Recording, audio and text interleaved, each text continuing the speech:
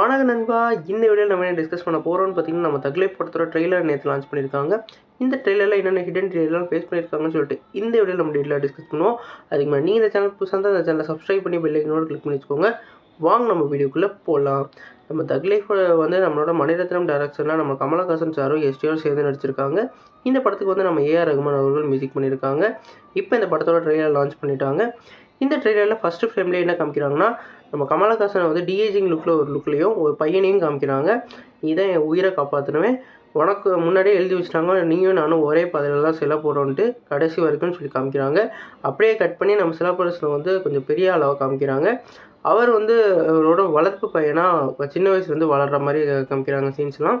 அது மட்டும் இல்லாமல் நான் ரங்கராய சக்திவேல் நாயக்கர், நான் வந்து எனக்கு அப்புறம் இருக்கிறது வந்து என்னோடய பையன் அமர்னு சொல்லிட்டு இன்ட்ரடியூஸ் பண்ணுற மாதிரியும், இவருக்கு பின்னாடி நான் இருப்பேன், ஆனால் அவர் வந்து முன்னாடி வந்து அவர் பார்த்துக்கிட்டு இருப்பாருன்ற மாதிரி சொல்லிட்டு போயிடுறாங்க. இதனால வந்து நம்மளோட நாசருக்கு வந்து ஒரு கோவம் ஏற்படுது. இவங்கெல்லாம் இருந்துக்கிட்டாங்கன்னா நான் எதுக்கு அப்படின்ற மாதிரி அவரோட இதை காமிச்சிக்கிட்டு இருக்காரு. நம்மளோட நாசரும் வந்து நம்மளோட கமல்ஹாசன் கூட ஃபுல்லாக வந்து ட்ராவல் பண்ணுற மாதிரியான ஒரு கேரக்டர் தான் அவர் கொடுத்துருக்காங்க. குறிப்பாக வந்து ஒரு சைல்டு ரோலில் அவர் வந்து ப்ளே பண்ணிக்கிட்டே இருப்பார். அப்படி காமிச்சதுக்கப்புறம் இன்னொரு கட்டாக காமிக்கிறாங்க.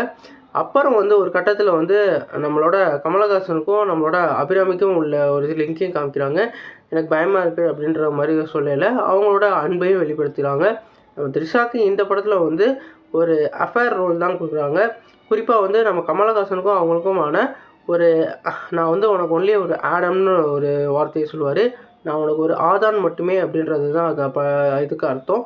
நான் வந்து உனக்கு வந்து ஒரு ரிலேஷன்ஷிப் மட்டும்தான், ஆனால் நான் வந்து உன்னோட திருமணமும் எதுவும் பண்ண மாட்டேன். எப்படி வந்து நம்ம இது செக்கச்சிவந்த வானத்தில் ஒரு கேரக்டரை பார்த்தோமோ, அந்த மாதிரி இந்த படத்துலேயும் நம்ம த்ரிஷா அந்த ரோலில் தான் ப்ளே பண்ணுறாங்க. அவங்க எப்போ அந்த இதில் வந்து ப்ரெஸ்ஸாக இருப்பாங்க. இதில் என்ன ரோல் இருக்காங்கன்றது சரியாக தெரியல. அதுக்கப்புறம் அசோக் செல்வன் வந்து போலீஸாகவும் இருக்காங்க. அதேமாதிரி ஐஸ்வர்யா லக்ஷ்மி வந்து அவங்களுக்கு வந்து ஒரு உதவி பண்ணுற ஒரு ஆளாக இருக்காங்க. ஜோஜோ ஜார்ஜ் வந்து நம்ம எஸ்டிஆர் வந்து கேங் லீடராக வர்றதுக்கு என்னென்ன ஹெல்ப் பண்ணணுமோ அவர் வந்து ஒரு ஃப்ரெண்டாக வந்து ஹெல்ப் பண்ணிகிட்டு இருக்க மாதிரி காமிக்கிறாங்க. ஒருவேளை அவரும் வந்து இனிமையாக கூட மாறலாம். குறிப்பாக வந்து இந்த படம் வந்து செக்கச்சிவந்த வானத்தோட மைய கருத்தை வந்து பட்டி டிங்கரிங் பண்ணி இந்த படத்தோட கதையாக வச்சுருக்காங்க. குறிப்பாக சொல்லணும்னா செக்கச்சிவந்த வானத்தோட கதையும் பார்த்திங்கன்னா, நான் தன்னோட அப்பாவோட இடத்த அந்த 4 பையங்க சுற்றி வந்து எடுக்கிறது தான் படத்தோட கதையாக இருக்கும். இதுலேயே பார்த்தீங்கன்னா, நான் அப்பாவோட இடத்த தன் மகன் வந்து பிடிக்கிறது தான் படத்தோட கதையாக இருக்கும். இந்த ஸ்டோரி சினாசிஸ் இதெல்லாம் வந்து சோசியல் மீடியா செமையாக வந்து பரவுச்சு. அதன்படி என்ன சொல்லியிருக்காங்கன்னா, ரங்கராய சக்திவேல் நாயக்கரோட இடத்த அமர்னு ஒரு கேரக்டர் பிடிக்கிறாரு, எஸ்டிஆர் கேரக்டரு. அப்புறம் வந்து ஒரு கட்டத்தில் வந்து அவர் வந்து இறக்குறாரு ரங்கராய சக்திவேல் நாயக்கர். திருப்பி வந்து அவர் கம்பேக் கொடுக்கிற 2 பேருக்கு வந்து ஒரு கிளாஸ் ஏற்படுது. இந்த கிளாஸை யார் ஜெயிச்சாங்கன்றது தான் படத்தோட கதையாக இருக்குன்னு சொல்லியிருக்காங்க.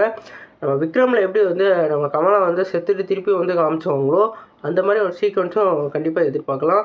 இந்த ட்ரெய்லரில் எனக்கு ரொம்ப ரொம்ப பிடிச்ச கட்டுன்னு பார்த்தீங்கன்னா, லாஸ்ட்டு அந்த ஒரு 10 செகண்டு குறிப்பாக வந்து நம்ம கமலஹாசனும் எஸ்டிஆரும் வந்து சண்டை போடுற மாதிரி அந்த காமிச்சிருப்பாங்க. கழுத்தை பிடிக்கிற மாதிரியும், அதே மாதிரி ஃபாரினில் வந்து சண்டை போடுற மாதிரி அந்த இதெல்லாம் காமிச்சிருப்பாங்க. லாஸ்ட்டாக அந்த கத்திக்கிட்டே அப்படி கத்திக்கிட்டு இருப்பாங்க. அதெல்லாம் வந்து ஃப்ரேமை டகன்னு கொண்டு போய் ட்ரெய்லரில் காமிச்சு முடித்தாங்க. அதெல்லாம் ரொம்ப நல்லாயிருக்கு. குறிப்பாக ட்ரெய்லர்லேயே எல்லாரோட கேரக்டரையும் மேக்ஸிமம் அவங்க சொல்கிறத வந்து சொல்லிட்டாங்க.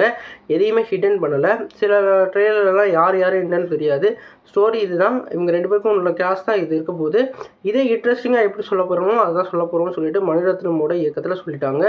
இது மட்டும் இல்லாமல் இந்த படத்தில் வந்து நம்மளோட எஸ்டிஆரோட கேரக்டர் நேமு, அதே மாதிரி த்ரிஷாவுக்கு என்ன ரோலு எல்லாத்தையும் வந்து டீட்டெயிலாக சொல்லிட்டாங்க.